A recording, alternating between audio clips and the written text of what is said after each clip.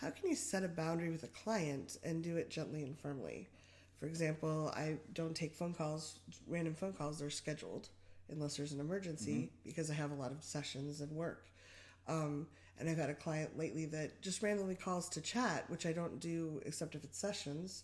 And even though I've said that to that person, the calls keep continuing. So I'm Kathy Vertilli from theintimacydojo.com. I'm Reed Mihalko from readaboutssex.com, and I'm dying for your phone to ring while we're shooting. Oh, that'd be hilarious. That'd be great. It's him. Yeah, what do you do? It's been challenging because a lot of times I'm caught off guard, even though I have it programmed in so I know what number it is now. A lot of times I'm in the middle of something else, and normally for me when my phone rings, it's something I should answer. Yeah. So I'm not really focused on, and I'm trying to get back to something else. I may be at my corporate job. Yeah. And then there's like people, all kinds of situations, parents, kids, they've whatever. got their phone on, they're on call. We have tons of friends that are doulas and midwives and things like that. Baby's coming, you have to answer the phone. Okay. So it's been, I don't think I've done it as well as I could have. I've encouraged him to, tried to say, please email me. I can't always answer the phone. I think he likes the contact. And this is someone that I'm not, he just doesn't seem to be hearing me over the phone, and we're not seeing each other in person very much. Like he's not coming to my events right now because I asked him to take a break because it was a little challenging the last time. Okay, so this sounds like that this person's not an ideal client for you? No. Okay. Keep going. I feel like I interrupted you. Oh, no. Well, you said, what did I do? And I've had to say, like, I have to go back to work, but I wasn't, the last two times I wasn't in a place where I could get into it really well, because I was, like, at work, and I was like, I have to go, I'm at work, but it's not a time to, like, reinforce a boundary or set it. So what pops up for me in this moment, and feel free to leave comments as well, like your thoughts feedback on this, is this is something I think a lot of educators and facilitators That's and people who help people do. Here's the deal. Do not apply this to your kids, by the way. This is not advice for your family. Do not, I don't, this is just my opinion, my idea. Do not use boundaries to make a client who is not ideal. Don't use your boundaries to try to make an unideal client somehow a good client to you. Yeah. They're already not a good client, probably. So you expressing your boundaries, if they don't get it, that is part of or adding on to why they're not an ideal client. So when I have public events that in a few months he may be able to come back to, so like how do you know? Because I asked him to take a break for a few months. And what's he gonna do? He's working with a therapist in the meantime. Okay, great. So it's not magical thinking. No. Right? Because some people are like, oh, take a break so I don't have to deal with you now. No, I feel like this person is very caring, very much wants to get it. Great. Didn't feel like he was there. But in the meantime, I don't have time to do free therapy. I don't have the interest in it. And I also don't have the bandwidth to keep taking phone calls, and he's not getting the subtle hits. So other structures. These might be drastic measures, maybe a horrible idea. Change your phone number? Well, no. Let's consider that for a moment. Again, you don't have to do this as an idea, but let's say this person could become, with not a lot of help on your part, somebody who can come to your events. It's possible. And their main processing or learning style or way of connecting is phone. Could you set up a Google phone number for him to use to leave voicemails and try and be like, hey, I had an idea.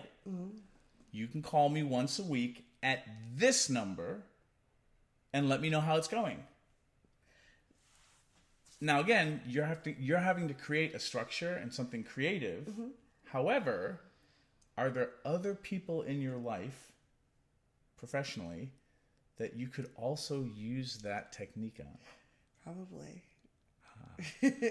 So that, like, because are there people that call you on your phone that are worthy of you picking up the phone, but you don't need to pick it up then? Yeah, definitely. You could send them to an entirely different phone number. and we can, you can, I mean, now with, being sex educators, maybe Google voicemail will ban us forever at some point because we live in the sex ghettos of what's appropriate, what's not appropriate. However, trying to get creative in a way that is healthy for you and also might be a win-win. Often when I've had to do that, because I was just hitting my head against the wall, that third option became a structure that was useful in other places. So, I mean, it's just an idea. What would you do if you were in Kathy's situation?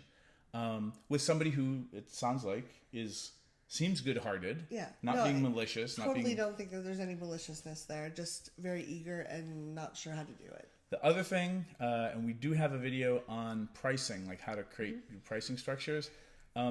How much would they need to pay you to make it worth your time to take the call? A lot more. Why? The space that they're at is not one that's really delicious for me. Okay. So, do you have a non-delicious rate? I don't. And again, this person is attending public events, not a one-on-one client. Okay. So, yeah. But I like that. Even I could say, listen, I'll be able to pay attention more and choose my time if you email me. Try to give more reason for why I'm encouraging email. And the other thing is, and I just want to jump in here because I noticed something I forgot to ask about, is this person is not your client. Well, they attend events. But what kind of customer support do you give people who attend your events? Do you answer all emails that come to you? Why would you ask somebody who, one, you ask not to come to your events, but who's not paying you money to send you emails? Well, since he wanted to check in to see when he could come back to events, I feel like he has to have some form of communication. So he's calling to check in? Yes. Okay. But very frequently when I told him he shouldn't come back for several months. Perfect. So, I mean, again, I don't know this person, obviously you can make your own decisions about things, but you also might want to create some sort of, not punishment, but a consequence if he continues to call you. Like, every time he calls you, it's another month. It automatically adds on another month. Yeah. Like, it has to, because I've asked you not to call me, unless you haven't asked him not to. I've asked him to please email instead of calling. I haven't said do not call because, again, I was never in a place where I could, and I don't really want to call him to initiate the conversation. Got it. So. Okay. Yeah. I would make a consequence to the thing you want him not to do. Yeah. And then direct him towards the thing you want him to do. And then if he keeps failing, maybe it's not because it's malicious, but the way he's trying to reach out to you is an indication that it's not appropriate. Is his way. Yeah. And maybe Google voicemail. Or block the phone number. Have that as a final option. Yeah. I'd rather not do that. But you can tell them, like, listen, like, if you continue to call me after I've asked you, like, I have to block your phone number. Yeah. Yeah. I'm trying to be gentle because I feel like he really cares. Yeah. And also he's not getting the gentle, so. Well, and I get how generous you're being, so. I mean, thanks for being generous with people. I was certainly awkward when I first joined the community, so. What about you? Comments, ideas, thoughts? What would you do? Yeah. Thanks very much. Kathy.